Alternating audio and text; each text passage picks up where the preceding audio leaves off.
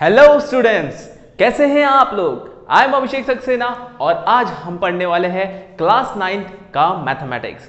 आज ये हमारी न्यू सीरीज स्टार्ट कर रहा हूं मैं। आज से क्लास 9 का मैथमेटिक्स हम पढ़ने जा रहे हैं, लेकिन मैं फर्स्ट चैप्टर नहीं स्टार्ट कर रहा, मैं स्टार्ट कर रहा हूं चैप्टर नंबर 2, जिसका नाम है बच्चों पॉलिनोमियल्स। देखो बच्चों, पॉलिनोमियल्स जब वर्ड आता है, ये वर्ड आपने 8th क्लास में सुना है। ठीक है, बहुत सारे बच्चे बोल रहे होंगे सर हमें याद नहीं है, इसीलिए मैं थोड़ा सा पोर्शन 8th का भी रिवाइज करूंगा उसमें। तो पॉलिनोमियल्स वर्ड आपने 8th क्लास में जिस चैप्टर में पढ़ा था, उस चैप्टर का नाम था एल्जेब्रिक एक्सप्रेशंस एंड आइडेंटिटीज, ऐसा नाम था उस चैप्टर का। तो पहला हम लोग स्टार्ट करते हैं एल्जेब्रिक एक्सप्रेशन। हम समझने की कोशिश करते हैं कि एल्जेब्रिक एक्सप्रेशंस क्या होते हैं। तो I will write here algebraic expressions. सबसे पहले बच्चों, एल्जेब्रा जब वर्ड आए मैथ्स में, मैथ्स का एक पार्ट होता है एल्जेब्रा, तो आपको ध्यान में आ जाएगा कि कुछ स्पेशल चीज होगी। कुछ स्पेशल चीज ऐसी होगी बच्चों कि मैथ्स मतलब हमें पता है कि हम मैथ्स में नंबर्स लेते हैं, नंबर्स सॉल्व करते हैं, बट जब एल्जेब्रा का सेक्शन आता है तो वहां पर ABCD आ जाती है। मतलब जिस मैथ्स का ऐसा portion, the portion of maths where we use alphabets ABCD PQRS XYZ, जब हम मैथ्स में यूज करें, जब हम मैथ्स में alphabet ABCD PQRS XYZ use करें, तब हम उस सेक्शन को एल्जेब्रा कहते हैं बच्चों। याद रखना इस पॉइंट को, जिंदगी भर आपको काम में आएगा कि एल्जेब्रा मैथ्स का वो पार्ट है जहां पर हम नंबर्स के साथ साथ अल्फाबेट यूज करते हैं, या सिर्फ कभी कभी सिर्फ अल्फाबेट भी यूज करते हैं। तो सबसे पहले एक्सप्रेशन की मैं एग्जांपल बता देता हूं। बता तो दिया कि हम यहां पर ABCD यूज करने वाले, सिर्फ मैंने AB लिख दिया तो ये भी एक एल्जेब्रिक एक्सप्रेशन होगा। सपोज मैंने लिख दिया 2x, ये भी एक एल्जेब्रिक एक्सप्रेशन होगा। सपोज मैंने लिख दिया -3x + y, या फिर मैं लिखता हूं x² + y² + z²। All this things जो भी लिख रहा हूं, ये सभी के सभी बच्चों, ये सब है एल्जेब्रिक एक्सप्रेशन। देखो एल्जेब्रिक एक्सप्रेशन मतलब यहां पर नंबर भी आ गए, अल्फाबेट भी आ गए, बहुत सारे टर्म्स आ रहे हैं। आ रहे हैं या नहीं आ रहे? तो अब इसमें प्रॉब्लम ऐसे आ रही है कि इसमें और भी कुछ टर्म हमें पढ़ना पड़ेगा। सबसे पहला आपको ध्यान में रखना है, अल्फाबेट्स आ गए, नंबर्स आ गए, उसके बाद कुछ टर्म्स जिसे हम एक्सप्रेशन के बारे में समझेंगे, उसके बारे में पढ़ते हैं।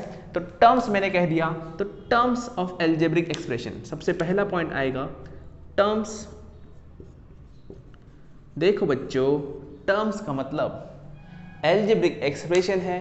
एल्जेब्रिक एक्सप्रेशन में हम अल्फाबेट यूज कर रहे हैं। तो इसमें देखो ये a है, सिर्फ a, यहां पर 2x सिर्फ एक ही है, यहां पर देखो -3x + y। ओके, तो यहां पर दो टर्म को मैंने प्लस कर दिया, यहां पर 1x² y² z। तो टर्म मतलब कोई भी एल्जेब्रिक एक्सप्रेशन में जितने चीजों को हम प्लस कर रहे हैं या माइनस कर रहे हैं, तो उन सभी को हम टर्म कहेंगे। तो अगर मैं कहूं कि x², या मैं इसी को लिख लेता हूं 2x² + 3y² + 10, ऐसा नंबर, ऐसी एक्सप्रेशन है अगर हमारे पास, तो इसमें टर्म कैसे होंगे? तो ये एक टर्म हो गया, first term, second term, and ये हुआ हमारा थर्ड टर्म। तो बच्चों टर्म मतलब तो बहुत ही सिंपल है कि जो भी एक्सप्रेशन होगा उसमें हम जिन चीजों को प्लस कर रहे हैं या माइनस कर रहे हैं, वो हो जाएगा हमारा टर्म्स। ओके, लेकिन ये जब टर्म आएंगे तो देखो यहां पर कितने टर्म, 1 2 3 टर्म्स है। अगर मैं यहां बात करूं तो यहां पर भी 3 टर्म्स है। इसमें देखो बच्चों, ये वाली एक्सप्रेशन में 2 टर्म है। 3x -3x अलग टर्म हो गया, -3x + y, तो -3x टर्म हो गया, y एक टर्म हो गया। अगर मैं सिर्फ 2x लिखता हूं, कॉमा है ये दूसरा एक्सप्रेशन, सिर्फ अगर मैं 2x लिखता हूं तो 2x भी एक अलग सा टर्म बन गया, तो 2x एक अलग टर्म। तो आपको टर्म मतलब तो समझ गया होगा कि एक्सप्रेशन, जो भी एल्जेब्रिक एक्सप्रेशन होगा उसमें बहुत सारे टर्म हो सकते हैं। एक टर्म भी हो सकता है, 2 टर्म भी हो सकते हैं, 3 टर्म, 10 टर्म, कितने भी टर्म्स हो सकते हैं। अब हमने जब टर्म की बात कर ही ली है, तो टर्म में देखो, ध्यान से देखो, टर्म में यहाँ भी देखो, कोई भी टर्म देख लो, तो टर्म में क्या होगा, वहाँ पर कुछ नंबर आ रहे हैं। जैसे ये मैं 2x² पकड़ता हूँ, चलो 2x² को मैं पकड़ता हूँ, पकड़ता मतलब हाथ में लिख लेता हूँ, 2x² है मेरे पास। तो 2x² में देखो, 2x² में सामने 2 है और पीछे x² है बच्चों। तो 2 और x², 2 मतलब एक नंबर है, x² मतलब वहां पर एक अल्फाबेट है। तो क्या इनको हम कुछ नाम भी दे सकते हैं, कुछ ना कुछ इनका नाम होगा। अब देखो, आप हो, आपका भी कुछ नाम है, तभी तो आपको स्कूल में सब उसी नाम से जानते हैं, पेरेंट्स ने नाम रखा होगा। अगर नाम नहीं रखा होता तो प्रॉब्लम हो जाती बच्चों। तो मेरा भी नाम है, क्या नाम है बच्चों मेरा, Abhishek sir. Then important point here कि यहां पर 2x² है, तो 2 का भी कुछ नाम रहेगा और x² का भी कुछ नाम रहेगा। तो याद रखना बच्चों, टर्म में जो दो चीजें हैं उसमें एक 2 है और x² है। तो जो 2 है, 2 की वैल्यू कभी चेंज नहीं होती, 2 की वैल्यू कभी चेंज नहीं होती। जहां पर 2 है आगे भी 2 रहेगा, बाद में हमेशा 2 ही रहने वाला है, कभी चेंज नहीं होगी। इसलिए 2 को हम कहते हैं कांस्टेंट। याद रखना है बच्चों, जो भी नंबर्स रहेंगे हमारे अलजेब्रिक एक्सप्रेशन में उन्हें हम कहते हैं कांस्टेंट। याद रखना है। एंड ये जो x है, x को हम कहते हैं, क्या कहते हैं बच्चों, आपने 8th में पढ़ा था, इसे हम कहते हैं वेरिएबल। वेरिएबल का मतलब होता है जिसकी वैल्यू चेंज हो सकती है, पहले कुछ और, बाद में कुछ और, फिर बाद में कुछ और। तो हमें वैसा नहीं करना, हमें कांस्टेंट पढ़ते रहना है, कांस्टेंट पढ़ते हैं रहना है और आगे बढ़ते रहना है। तो यहाँ पर 2x² है, 2 कांस्टेंट, x वेरिएबल। अब बच्चों आप बोलोगे सर ये कांस्टेंट वेरिएबल फंडा थोड़ा समझ नहीं रहा सर, तो मैं एक एग्जांपल बता देता हूं बच्चों। देखो, अगर मेरे पास एक स्क्वायर है, ठीक है, स्क्वायर तो जानते हैं ना आप लोग, स्क्वायर क्या होता है, जिसके सब साइड इक्वल हो। तो यहाँ पर जो स्क्वायर है उसके साइड मुझे पता नहीं, सपोज मैं उसको a ले लेता हूँ, सपोज a ले लेता हूँ। और अगर हमें इसका पेरीमीटर निकालना हो, सपोज पेरीमीटर कैसे आएगा इसका, आपने 8th क्लास में पढ़ा है, 7th क्लास में पढ़ा है, पेरीमीटर ऑफ स्क्वायर कैसे आएगा बच्चों। पेरीमीटर ऑफ स्क्वायर हम निकालते हैं, पेरीमीटर का मतलब होता है जितनी भी साइड हो उन सबको प्लस कर दे। तो यहाँ पर देखो ये a है, ये भी a है, ये भी a है, ये भी a, क्योंकि स्क्वायर की सारी साइड इक्वल होती है। तो a plus a plus a plus a that is equals to 4a। देखो बच्चों 4a बन गया, ये भी एक अलजेब्रिक एक्सप्रेशन बन गया। देखो 4a। चलो अब मैं a की वैल्यू रखता हूँ। अब तो यहाँ तो हमको पता चल गया कि पेरीमीटर ऑफ स्क्वायर इज 4 है, लेकिन अगर मेरे पास एक ऐसा स्क्वायर है जिसकी साइड 1 सेंटीमीटर है, जिसकी साइड 1 सेंटीमीटर है, तो अगर मैं इसका पेरीमीटर निकालूं तो क्या आएगा बच्चों, 4 इंटू 1 दैट इज 4 सेंटीमीटर आएगा। क्लियर। अगर मेरे पास ऐसा स्क्वायर है जिसकी साइड 2 सेंटीमीटर है, तो बच्चों पेरीमीटर कितना आएगा, तो पेरीमीटर आएगा 4 इंटू 2 दैट इज 8 सेंटीमीटर। अगर मेरे पास स्क्वायर 3 सेंटीमीटर का है, सपोज मेरे पास स्क्वायर 3 सेंटीमीटर का है, तो इसका पेरीमीटर बच्चों क्या आएगा, पेरीमीटर आएगा 4 इंटू 3 दैट इज 12 सेंटीमीटर। तो इसका मतलब देखो सारी इक्वेशन, सारे टर्म्स देखो, यहाँ पर पेरीमीटर में 4 लिया था, हमारा फॉर्मूला था 4a। तो ये देखो ये 4 की वैल्यू कहीं चेंज नहीं होगी। आप चाहे 100 सेंटीमीटर वाला स्क्वायर भी ला लो, 4 तो 4 ही रहेगा।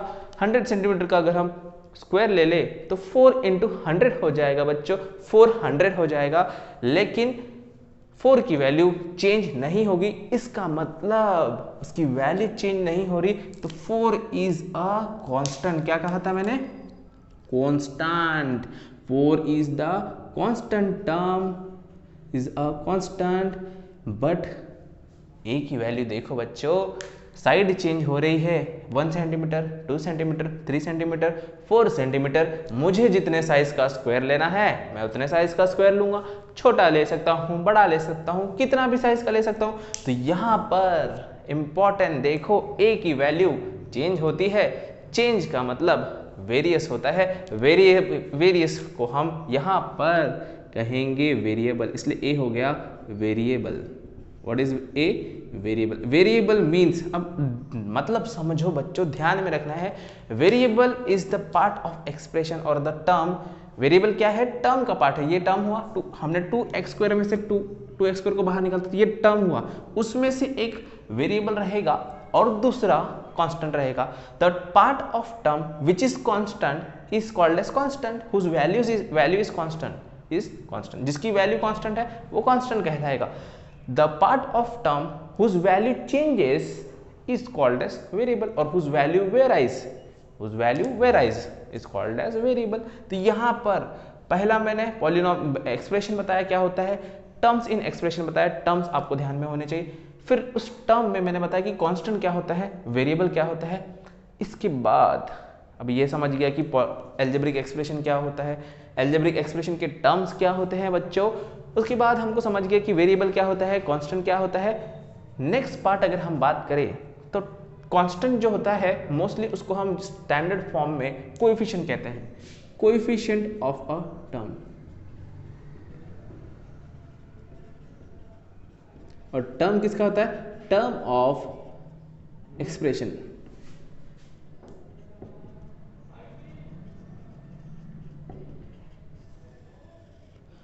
Coefficient of term of expression. तो टर्म ऑफ एक्सप्रेशन हम यहां समझ चुके थे। तो बच्चों अब इसमें से मैं लेता हूं फिर से 2x²। तो 2x² का अगर मैं बोलूं कि कोएफिशिएंट बताइए मुझे, 2x² का मुझे कोएफिशिएंट बताइए, तो 2x² का कोएफिशिएंट आएगा जो इसके वेरिएबल छोड़ देंगे, वेरिएबल के जो सामने का टर्म रहेगा, देखो यहाँ पर है 2, तो 2x² का कोएफिशिएंट आएगा 2 बच्चों। उसके बाद मैं लेता हूँ यहाँ से 3y², मैं लेता हूँ 3y²। चलो तो 3y² है, तो 3y² में कौन सा कांस्टेंट आएगा बच्चों? 3 आएगा, ठीक है। इसके बाद मैं लेता हूँ यहाँ से कुछ बड़े टर्म, ये देखो मैं ले लेता हूँ -3x। क्या लेता हूँ? -3x। इसमें बताओ बच्चों क्या आएगा, क्या आएगा?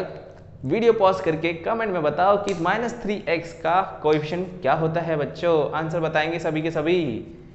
रुका हूं मैं कुछ सेकेंड, पॉज करो वीडियो और बताओ आंसर कमेंट में, ठीक है। लिख दिया, तो इसका आंसर आएगा, आंसर मतलब -3x का कोएफिशिएंट। देखो बच्चों सामने 3 नहीं है, -3 है, इसलिए कोएफिशिएंट आएगा -3। याद रखना है, -3 कोएफिशिएंट आता है।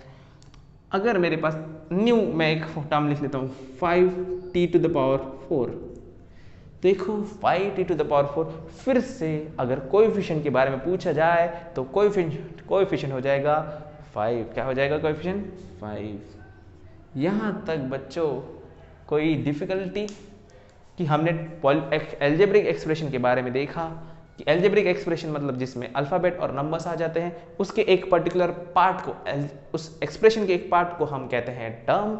उस टर्म को जब हम बाहर निकालें तो उस टर्म में 2 पार्ट होते हैं, variable and constant. Variable and constant के बाद हमने कोएफिशिएंट ऑफ एक्सप्रेशन पढ़ा कि कोएफिशिएंट क्या होता है।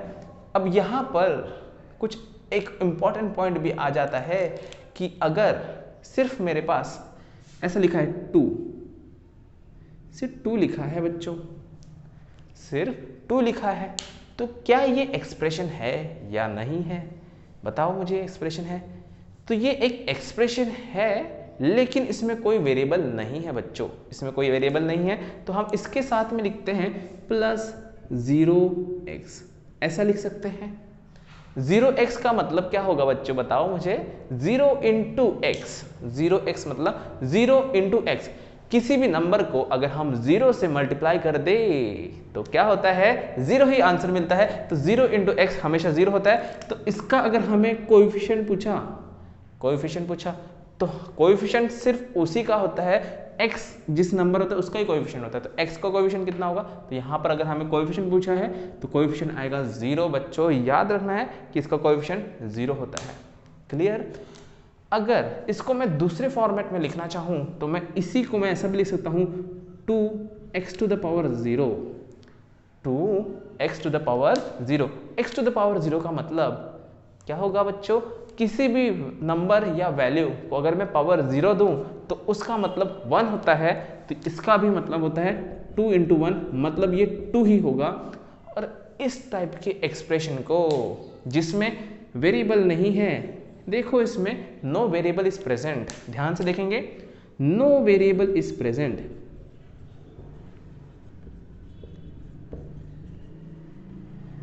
और नो वेरिएबल प्रेजेंट बोलो या power of variable, power of variable is 0, power of variable क्या है 0। तो ऐसे वेरिएबल, ऐसे एक्सप्रेशन, वेरिएबल नहीं, ऐसे एक्सप्रेशन को हम कहते हैं कांस्टेंट पॉलिनोमियल। क्या कहते हैं हम इसे बच्चों? Constant polynomial. तो ये बात ध्यान में रखना है कि इसे हम कहेंगे कांस्टेंट पॉलिनोमियल जिसमें कोई वेरिएबल ना हो, सिर्फ 2 हो, 1 2 3 4 1/2 कुछ भी हो सकता है, कोई भी वैल्यू, बस 0 नहीं हो सकता। याद रखना, अगर मैंने कहा कि सिर्फ 0 है, चलो मैं यहां लिख देता हूं इसको, कि अगर सिर्फ मेरे पास 0 है तो 0 कौन सा, 0 को हम क्या एक्सप्रेशन कहेंगे, एक्सप्रेशन कहेंगे या पॉलिनोमियल कहेंगे, क्या कहेंगे? तो 0 क्या होगा? It is called as 0 polynomial. 0 को हम कहेंगे 0 पॉलिनोमियल। बच्चों मैंने पॉलिनोमियल का मतलब नहीं बताया, थोड़ी देर में बताता हूं, ये कंप्लीट पहले आप ये समझ लो। 0 को हम 0 पॉलिनोमियल कहते हैं, पॉलिनोमियल का मतलब बस थोड़ी देर में बताऊंगा। एक्सप्रेशन को ही यहां पर आपके चैप्टर में पॉलिनोमियल कहा है, टेंशन नहीं लेना है। पॉलिनोमियल बोलो या 0 एक्सप्रेशन, ऐसा भी 0 एक्सप्रेशन, अलजेब्रिक एक्सप्रेशन ऐसा भी बोल सकते हैं। क्यों कहा 0? क्योंकि इसमें कोएफिशिएंट भी 0 है, कांस्टेंट भी 0 है और वेरिएबल तो है ही नहीं, तो कांस्टेंट पॉलिनोमियल की जगह इसे हम 0 पॉलिनोमियल कहते हैं। तो इतने पॉइंट आपको समझ गए होंगे। इससे रिलेटेड अगर आपको कोई डाउट होता है तो कमेंट में बताओ पहले। ओके, तो ये बहुत ही सिंपल पॉइंट है, ये सब आपने 8th में पढ़ा था। अब इसके बाद का पॉइंट हम पढ़ते हैं, लेकिन पहले इसको नोट कर लो अच्छे से। तो बच्चों आपको टर्म, कांस्टेंट, वेरिएबल और कोएफिशिएंट ये सारे चीजें समझ गई होंगे। नहीं समझे तो कमेंट में मुझे बताना, कौन सी चीज नहीं समझी मैं उसको दूसरे एग्जांपल से जरूर बताऊंगा, टेंशन नहीं लेना है। अब नेक्स्ट पॉइंट हम बात करेंगे कि जो अलजेब्रिक एक्सप्रेशंस है उनको हम अलग अलग पार्ट में कैसे डिवाइड करते हैं। तो टोटल अब ऐसे जब हम डिवाइड करते हैं किसी चीज को तो बहुत सारी बातें आती हैं, number of things are there. तो हम अलजेब्रिक एक्सप्रेशन को भी बहुत टाइप में डिवाइड कर सकते हैं, लेकिन हम एक एक करके पढ़ते हैं कि हम कैसे डिवाइड करते हैं इस अलजेब्रिक एक्सप्रेशन को। सबसे पहला जो क्लासिफिकेशन है, डिवीजन को ही क्लासिफिकेशन थोड़ा हार्ड वर्ड में कहते हैं बच्चों। अब 9th में आ गए, बड़े हो गए, तो डिवीजन, पार्टीशन बोलने से अच्छा उसको हम बोलेंगे क्लासिफिकेशन। जैसे आप साइंस में पढ़ते हो classification of plant kingdom, classification of animal kingdom, वैसे classification of algebraic expression, classification मतलब हम उसको डिवाइड कैसे करते हैं। तो देखो सबसे पहला division on the basis of number of terms। बच्चों कि एक एक्सप्रेशन में कितने टर्म्स है उसके हिसाब से हम अलजेब्रिक एक्सप्रेशन को डिवाइड करेंगे। कैसे डिवाइड करेंगे? देखो बच्चों, अगर सिर्फ मेरे एक्सप्रेशन में एक ही टर्म है, only one term, तो देखो बच्चों उस एक्सप्रेशन को मैं कहूंगा मोनोमियल। देखो मोनोमियल। याद रखना, ऐसा एक्सप्रेशन जिसमें सिर्फ एक ही टर्म हो उसको हम बोलेंगे मोनोमियल। एग्जाम्पल बताओ सर। एग्जाम्पल जो मैंने आखिरी लास्ट में लिखा था, a हो सकता है, सिर्फ एक ही टर्म है, -2x 5x², 6y³ 4t⁵, कुछ भी हो सकता है, लेकिन सिर्फ एक ही टर्म होना चाहिए बच्चों। ऐसा एक्सप्रेशन जिसमें सिर्फ एक ही टर्म है वो हो गया हमारा मोनोमियल। क्या है मोनोमियल? जिसमें एक ही टर्म रहेगा। क्लियर? दूसरा, अगर 2 टर्म आ गए तो, अगर हमारे पास 2 टर्म हो गए, इफ 2 टर्म्स आर प्रेजेंट, तो बच्चों अगर दो टर्म है हमारे एक्सप्रेशन में, दो, तो दो होता है बाई, तो बाइनोमियल नाम आएगा उसका, binomial. That is called the expression in which two terms are present। तो कोई भी इनमें से उठा लो, उनको प्लस कर दो। चलो जैसे कि मैं a माइनस 2x कर दूं, a माइनस 2x, तो मेरे प्यारे बच्चों इस तरीके से आप कोई भी बना सकते हो, minus 2x plus 5x square. बच्चों बहुत सिंपल है, दो टर्म आ रहे हैं, 6y cube plus 4t to the power 5, दो टर्म है, सब में दो टर्म है, दो टर्म है कि नहीं है बच्चों, बताओ मुझे फ्रैंकली। तो वन टर्म तो मोनोमियल, दो टर्म तो बाइनोमियल, तो तीसरा भी टर्म आ सकता है बच्चों। क्या आएगा तीसरा टर्म? अगर तीन टर्म रहते हैं हमारे पास, तीन टर्म है, तो उसको हम बोलते हैं trinomial. What it is called? That is trinomial. Trinomial इस म्यूजिक के जैसे लग रहा है, पुराने पिक्चर में था ट्राइनोमियल। ओके, तो तीन टर्म है यहाँ पर, तीन टर्म रहेंगे। तो चलो हम क्या करते हैं, इनमें हम कोई और एक टर्म ऐड कर देते हैं। जैसे मेरे पास था a माइनस 2x, इसमें प्लस कर देता हूँ 5x स्क्वायर। हो गए तीन टर्म कि नहीं हुए? यहाँ पर मैं minus 2x plus 5x square plus 6y cube. ऐसे आप अनगिनत एग्जाम्पल बना सकते हो जिसमें तीन टर्म आ रहे हैं, 1 2 3 4 5 6, 4 5 6 नहीं, क्योंकि 1 2 3 टर्म आ गए। अब देखो बच्चों, ऐसे हम नाम लिखने जाएंगे तो 4 टर्म 5 टर्म 6 टर्म, ऐसे बहुत सारे नाम आ जाएंगे। तो उतने नाम तो हम याद नहीं कर सकते, तो हम क्या करते हैं, अगर दो से ज्यादा टर्म हो तो उनको हम कहते हैं, दो से ज्यादा अगर टर्म हो तो उनको हम डायरेक्टली कह देते हैं, हमारा जो चैप्टर का नाम है पॉलिनोमियल। याद रखना है बच्चों, व्हाट इज पॉलिनोमियल। तो अब एक टर्म रहेगा तो भी उसको आप पॉलिनोमियल बोल सकते हैं, ऐसा नहीं कि नहीं बोल सकते। लेकिन जब हम क्लासिफिकेशन की बात करें तो वन टर्म वाले को मोनोमियल, दो टर्म वाले को बाइनोमियल, तीन टर्म वाले को ट्राइनोमियल, या फिर इसको पॉलिनोमियल भी कह सकते हो। और जितने भी एक्सप्रेशन आएंगे आगे, 4 5 100 1000, सब के सब पॉलिनोमियल कहलाएंगे। तो एग्जाम्पल लिख लो, इसमें क्या एग्जाम्पल आ जाएगा, इसको मैं पूरा लिख देता हूँ, a minus 2x plus 5x square plus 6y cube plus 4t to the power 5, ये सारे के सारे मैंने ऐड कर दिए तो बन गया मेरा पॉलिनोमियल। बट आपको कंफ्यूज नहीं होना है, आपकी बुक में जो चैप्टर का नाम है पॉलिनोमियल, तो हम ये एक्सप्रेशन वर्ड थोड़ा अटपटा लगता है, बड़ा सा लगता है एक्सप्रेशन, तो इसलिए हम चाहे वो मोनोमियल हो, बाइनोमियल हो, ट्राइनोमियल हो, हम इस चैप्टर में सबको एक ही नाम बोलने वाले हैं, दैट इज पॉलिनोमियल। याद रखना है, चैप्टर का नाम पॉलिनोमियल है, बड़ा प्यारा और बहुत ही सिंपल चैप्टर है। यहाँ तक आप समझ ही चुके होंगे कि चैप्टर तो बहुत बच्चा चैप्टर है, हम सब आसानी कर लेंगे। तो पहला classification on the basis of term हो गया। अब बच्चों दूसरा क्लासिफिकेशन किसके बेसिस पर लिखें, तो हम दूसरा क्लासिफिकेशन लिखते हैं on the basis of number of variables. अब देखो बच्चों, on the basis of number of variables, क्यों हमने ऐसा कहा, कुछ एक्सप्रेशन में एक ही वेरिएबल यूज किया जाएगा, कुछ में 10 भी कर सकते। तो इसमें कैसा आएगा बच्चों कि अगर पहला फर्स्ट कैसे आएगा कि सिर्फ only one variable,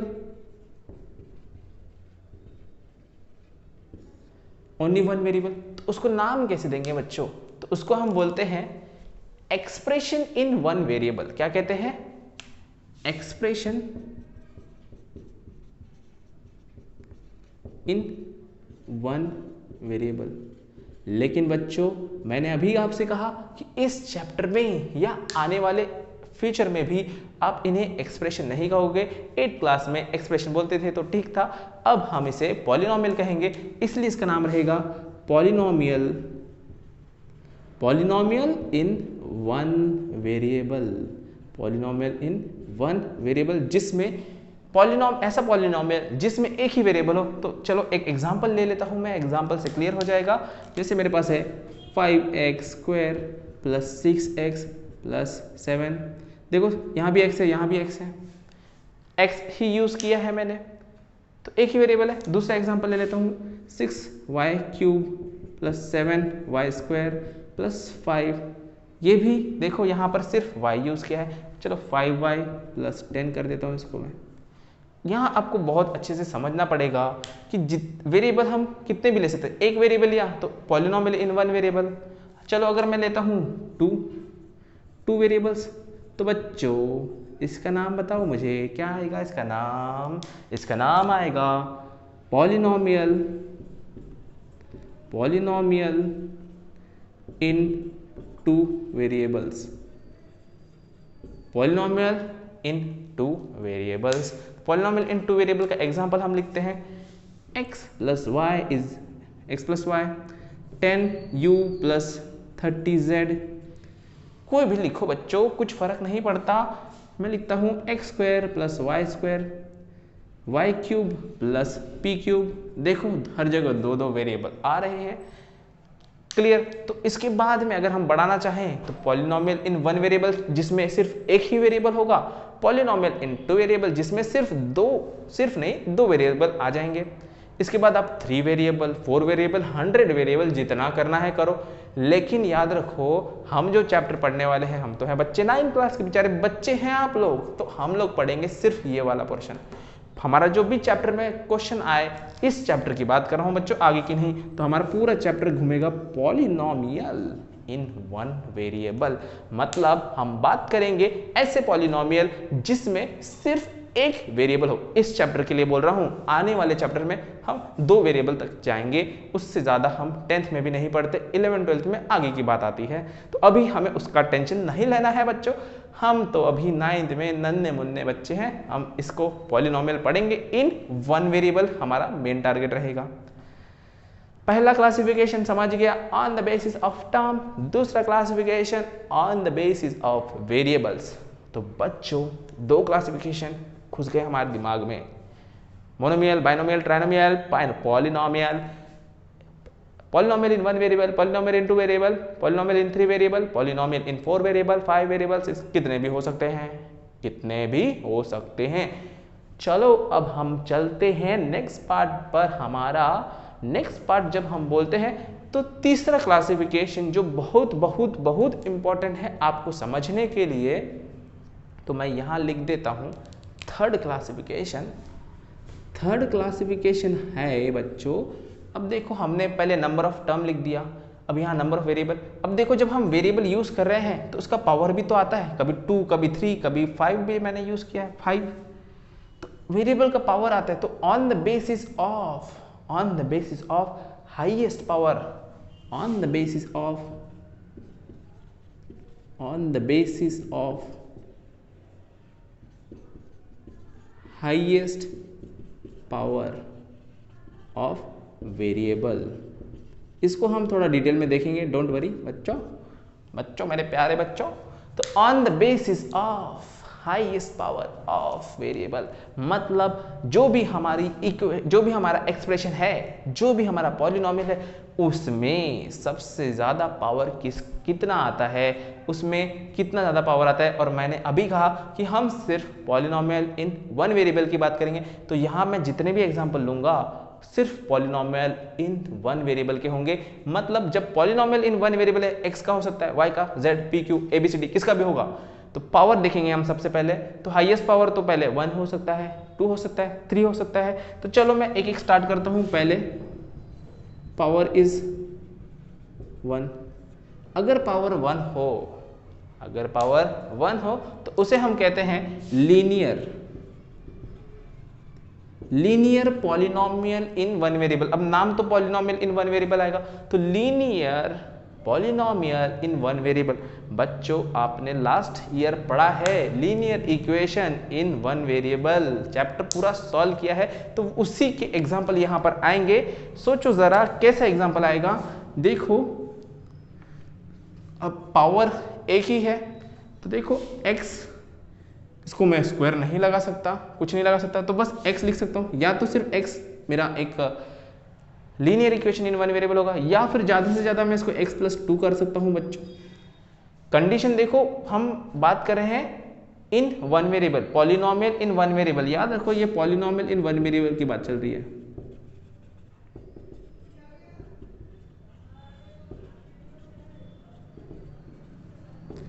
polynomial in one variable की बात चल रही है बच्चों। तो वन वेरिएबल की जब बात करें हैं तो एक ही वेरिएबल यूज कर सकते हैं, दो नहीं। तो एक वेरिएबल मैंने कर लिया यूज x। तो अगर मैं सिर्फ x यूज करूं और पावर एक ही यूज, देखो लीनियर बोला है तो पावर क्या होगा, पावर क्या लिखा 1, तो x का पावर 1 हो गया, तो एक ही टर्म आएगा।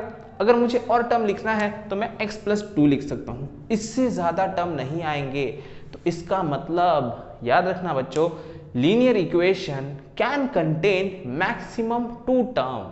याद रखना, linear equation in one variable, कौन सा, linear equation in one variable can contain only 2 terms. तो यहां पे आप लिख सकते हो कैन कंटेन मैक्सिमम 2 टर्म्स, सिर्फ 2 टर्म रहेंगे। और इसका एक जनरल फॉर्म मैं बताता हूं बच्चों, इसको हम लिखते हैं ax+c, या ax+b लिखो, या ax+c, चलो ax+b। तो यहां पर a क्या है बच्चों, सर ये a क्या है, b क्या है, where a and b are constant. तो याद रखना है बच्चों कि a और b एक कांस्टेंट है and a is not equal to 0। अगर बच्चों a 0 हो गया तो x तो उड़ ही जाएगा। इसीलिए linear equation in one variable को हम जब रिप्रेजेंट करते हैं तो वो हो जाता है ax+b। a और b कांस्टेंट है, आप 1 2 3 4 100 a b कोई भी वैल्यू रखो, लेकिन x की वैल्यू x ही रहेगी, x हमारा वेरिएबल है। दूसरा इंपॉर्टेंट पॉइंट, a कभी 0 नहीं हो सकता, अगर 0 कर दिया तो ये लीनियर इक्वेशन नहीं, ये कांस्टेंट इक्वेशन बन जाएगी, कांस्टेंट पॉलिनोमियल बन जाएगी। क्लियर है यहाँ तक के? तो अब मैंने on the basis of highest power में सिर्फ कौन सा बता दिया, लीनियर इक्वेशन बता दिया। तो चलो आप पहले, इतना सारा लिखा हुआ है भर जाएगा, तो पहले आप इसको लिखेंगे, लेकिन एक पॉइंट बीच में पूछ लेता हूं। देखो कौन से वाले, ये जो मैंने जितने टर्म्स बताए, 1 टर्म, इसके इन सभी टर्म के कांस्टेंट क्या है, हर एक का, a का कांस्टेंट क्या है, -2x का कांस्टेंट क्या है, 5x² का कांस्टेंट क्या है, 6y³ का कांस्टेंट क्या है, 45 का कांस्टेंट क्या है, वो आप कमेंट में मुझे आंसर बताएंगे। देखता हूं आप में से कितने बच्चे होशियार हैं। चलो इसको आप लिख लेंगे। तो बच्चों हम लोग क्लासिफिकेशन की बात कर रहे थे। Classification on the basis of degree, मतलब उनके पावर के ऊपर हम बात कर रहे थे। क्लासिफिकेशन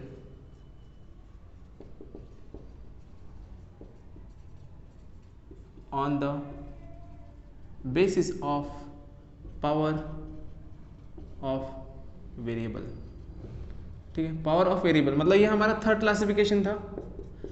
इसका मैंने पहला पॉइंट आपको बताया था कि अगर पावर 1 हो, अगर पावर 1 हो तो हम इसे क्या कहते हैं बच्चों, हम इसे कहते हैं लीनियर पॉलिनोमियल। क्या कहते हैं, linear polynomial in one variable. ध्यान में रखना है बच्चों, linear polynomial in one variable. इसका मैंने जनरल फॉर्म आपको बताया था, क्या होता है, ax+b, जिसमें a, b are constant, and अगर हम बात करें a कैन नेवर बी 0।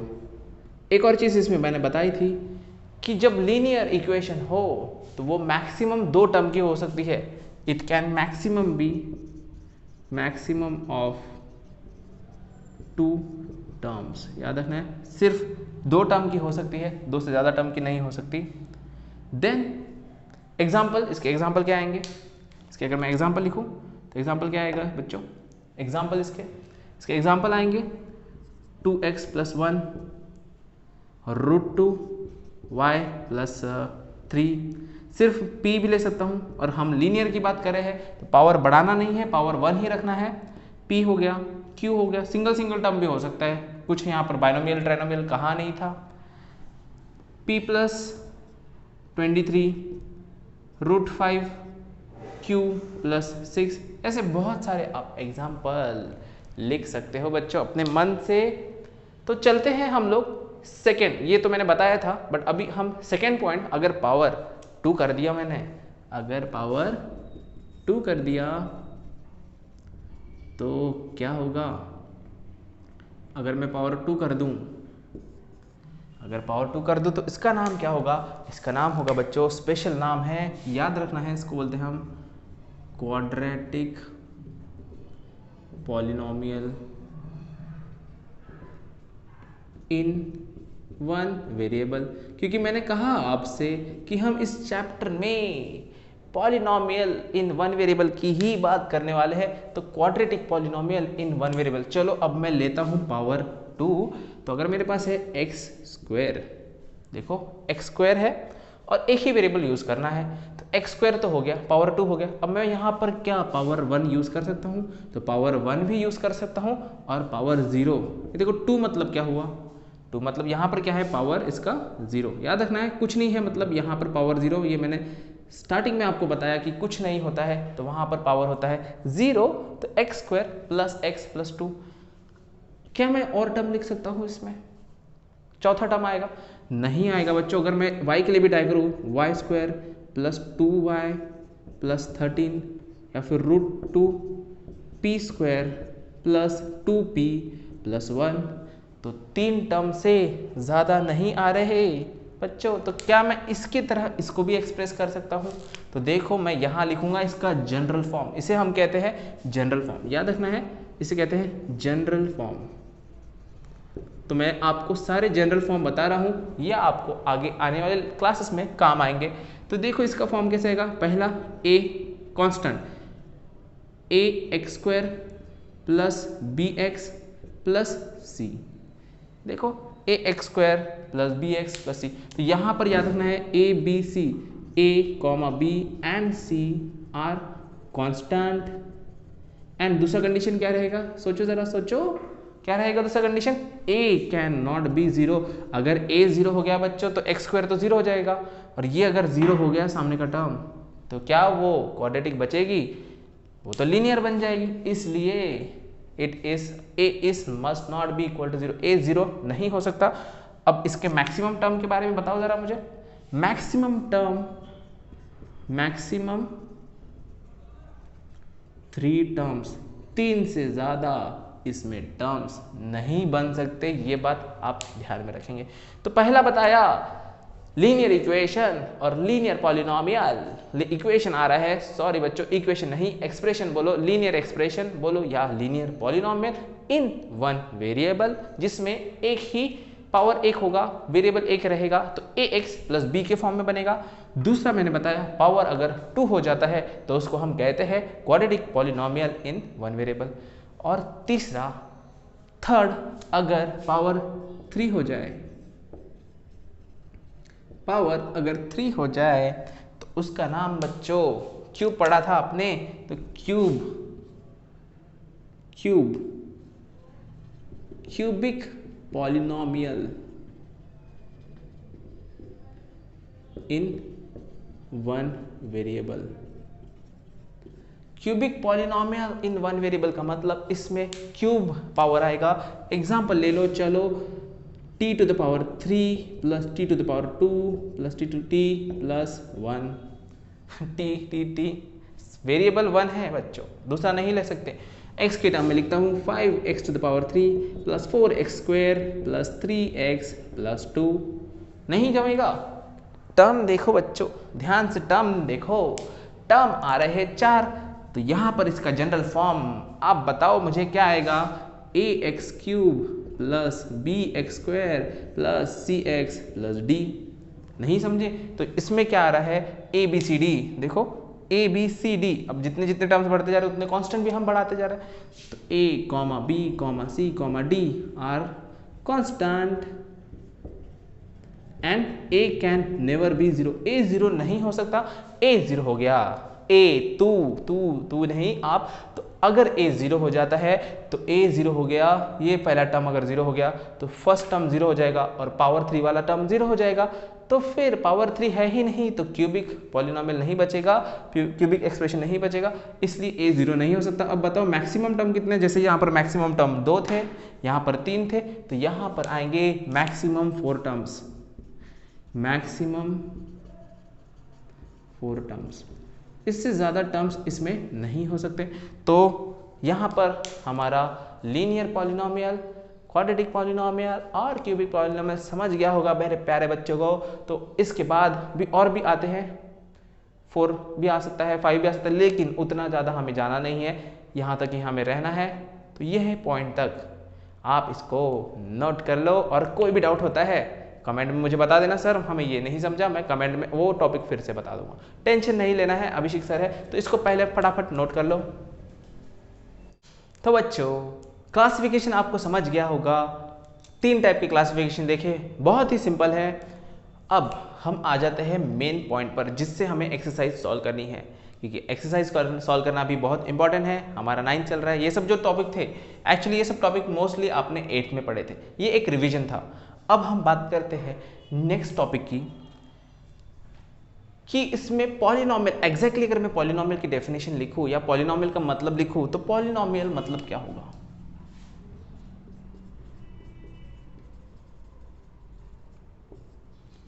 तो पॉलिनोमियल का मतलब ये होगा the algebraic expression in which the power of x और the power of variable is always a whole number. याद रखना, it is the algebraic expression in which power of variable is always a whole number। Whole number बच्चों आपने पहले ही पढ़ा है, 0 1 2 and जितने भी पॉजिटिव है, नेगेटिव नहीं होना चाहिए, याद रखो नेगेटिव नहीं होना चाहिए, फ्रैक्शन नहीं होना चाहिए, डेसिमल तो बिल्कुल नहीं होना चाहिए, सिर्फ होल नंबर चलेंगे। तो देखो इसका एग्जाम्पल, हमने अब तक जितने भी टर्म देखे वो सारे के सारे एल्जेब्रिक एक्सप्रेशन के x के पावर या वेरिएबल x हो, y हो, z हो, उनके पावर हमने हमेशा होल नंबर लिया। सपोज अगर आपको क्वेश्चन में इस तरीके से दिया हो कि √x + 1, देखो बच्चों √x + 1, तो यहाँ पर चेक करेंगे कि x का पावर क्या होल नंबर है या नहीं है। तो देखो क्या आएगा इसका पावर, अगर मैं चेक करता हूँ तो देखो रूट का मतलब होता है पावर 1/2, तो x का पावर 1/2 + 1। अब देखो यहाँ पर आ गया पावर 1/2, क्या ये पॉलिनोमियल हो सकता है? तो it is not a polynomial, याद रखना है ये पॉलिनोमियल नहीं है बच्चों, क्योंकि x का पावर होल नंबर नहीं है, फ्रैक्शन 1/2 मतलब क्या होता है, फ्रैक्शन होता है। तो इस वजह से ये एक पॉलिनोमियल नहीं है। सपोज मेरे पास 1/x + x² + 3 है, तो इसको बताओ बच्चों 1/x + x², देखो x² तो सही है, 3 भी सही है, लेकिन ये जो 1/x है तो डिनोमिनेटर में है, तो डिनोमिनेटर में अगर वेरिएबल है तो वो पॉलिनोमियल नहीं रहेगा, क्योंकि जब मैं इसको सॉल्व करूंगा डिनोमिनेटर ऊपर आ जाएगा, वो हो जाएगा x का पावर -1 + x² + 3। देखो बच्चों x का पावर आ गया -1, और हमने कहा था whole number minus number integers में आते हैं, आपने पहले चैप्टर में पढ़े हो, माइनस नंबर इंटीजर्स में आते हैं, होल नंबर में सिर्फ प्लस नंबर आते हैं, तो ये भी एक पॉलिनोमियल नहीं होगा, नॉट अ पॉलिनोमियल। अगर इसी तरीके से मेरे पास है y² + 0.5 + x + y² + y + 4, यहाँ पर बताओ बच्चों, तो सिंपल आप देखकर ही बता सकते हो कि डेसिमल है, सर डेसिमल भी होल नंबर नहीं आता, तो इसलिए ये भी एक नॉट अ पॉलिनोमियल में आ जाएगा। इस तरीके से आपको चेक करना है कि पॉलिनोमियल है या नहीं है, तो आपकी टेक्स्ट बुक NCERT पढ़ना है बच्चों, बड़ा सिंपल NCERT पढ़ना है। जो ये पॉलिनोमियल चैप्टर है उसका स्टार्टिंग पेज पढ़ेंगे, first page, second page and third page पढ़ लेंगे। इसके बाद ये समझने के बाद पॉलिनोमियल क्या होता है, कौन से पॉलिनोमियल होते हैं, कौन से नहीं होते। तो अब आप बोलोगे सर आपने पॉलिनोमियल कौन से नहीं है वो तो बता दिए, पॉलिनोमियल है कौन से। तो इसके पहले हमने जितने भी एग्जाम्पल देखे वो सारे आते हैं पॉलिनोमियल में, क्योंकि उन सभी में पावर देखना होल नंबर रहेगा, 0 1 2 3 4 चलेगा, समझ में आ गया। पर 0 रहता है तो एक कंडीशन बताया था कि उसको हम बोलते हैं जीरो पॉलिनोमियल या कांस्टेंट पॉलिनोमियल। अब हमारा एक्सरसाइज का most important point, degree of polynomial, कि पॉलिनोमियल की डिग्री क्या होती है बच्चों। पॉलिनोमियल की डिग्री तो यहां पर तो बहुत ही सिंपल तरीके से बताता हूं। The highest power of variable in the polynomial, the highest power in the polynomial, highest power किसका, लेकिन highest power of the variable, मतलब वेरिएबल का सबसे बड़ा पावर जो रहेगा वो रहेगा डिग्री ऑफ पॉलिनोमियल। इसको मैं शॉर्ट में DOP लिखूंगा। जहां भी मैं DOP लिख रहा हूं, DP नहीं है बच्चों, DP नहीं है, नहीं तो बोलेंगे सर DP ला के उड़ा दूंगा आपको, बहुत पढ़ा रहे हो, DP से नहीं, मुझे स्कारल पसंद है बच्चों। तो DP भी अच्छी है, लेकिन यहाँ पर हम वो DP की बात नहीं करें, हम यहाँ पर बात करें DOP, डिग्री ऑफ पॉलिनोमियल। तो चलो कुछ एग्जाम्पल हम समझ लेते हैं। जैसे पहले मेरे पास है x² + x + 1, तो इसकी DOP बताओ। चलो मैं DOP यहाँ लिख देता हूँ, इसकी DOP बताओ जल्दी, इसकी DOP पॉज करो, कमेंट में बताओ इसकी DOP क्या आएगी। इसकी DOP पहले 2 आएगी बच्चों, वेरी गुड, 2 आएगी। मेरे पास पॉलिनोमियल है y⁵ + 5 + y⁴ + y⁴ 3 + 2। यहाँ पर देखो सब चेक करेंगे, सबसे ज़्यादा पावर देखो 5 है, तो यहाँ पर आ जाएगा 5। कभी कभी कंफ्यूज करने के लिए ऐसा भी हो सकता है t + t² + t³ + t⁴ 7। अब बोलो सर सबसे पहले तो मेरा 1 दिख रहा है, तो क्या इसका आंसर 1 आएगा या 7 आएगा। तो बच्चों मैंने यहाँ पे सीक्वेंस नहीं बोला था, पहला वाला या बाद में वाला बोला था क्या, कि पहले वेरिएबल का पावर कि लास्ट के वेरिएबल का पावर। मैंने कहा कि जो भी वेरिएबल होंगे, एक ही पॉलिनोमियल इन वन वेरिएबल ही हम पढ़ने वाले हैं, तो t है तो t रहेगा, x है तो x, जो भी, तो उन सब में जिसका पावर सबसे ज़्यादा हो वो रहेगा डिग्री ऑफ पॉलिनोमियल। तो इसकी डिग्री हो गई 7। तो यहाँ पर डिग्री ऑफ पॉलिनोमियल आपको समझ गया होगा। तो ये डिग्री ऑफ पॉलिनोमियल पर एग्जाम्पल 1 आपके थर्ड पेज पर है, मतलब चैप्टर के थर्ड पेज पर, उसको आप कर लेंगे सॉल्व, और एक्सरसाइज तो पूरी की पूरी आप सॉल्व कर सकते हो। तो यहाँ पर एक पॉइंट बस रह गया है, जीरो पॉलिनोमियल, जो मैंने बताया था आपको। जीरो पॉलिनोमियल का मतलब जीरो, सिर्फ अगर जीरो लिखा हो तो इसको हम जीरो पॉलिनोमियल कहते हैं। और अगर इसका क्वेश्चन है कि सर इसका डिग्री ऑफ पॉलिनोमियल क्या है, तो इसका degree of polynomial is not defined. याद रखना, इसका degree of polynomial not defined रहेगा, इट इज नॉट डिफाइंड। लेकिन अगर मेरे पास कांस्टेंट पॉलिनोमियल है, कांस्टेंट पॉलिनोमियल, तो बच्चों कांस्टेंट पॉलिनोमियल का डिग्री क्या होगा। कांस्टेंट पॉलिनोमियल मतलब पहले जैसे कोई भी नंबर लिखता हूँ 5, 21, इसके आगे कोई वेरिएबल नहीं रहेगा। कोई वेरिएबल नहीं है मतलब 21 x⁴ हो गया, वो 21 x⁴ या a⁴ b⁴ कुछ भी हो सकता है।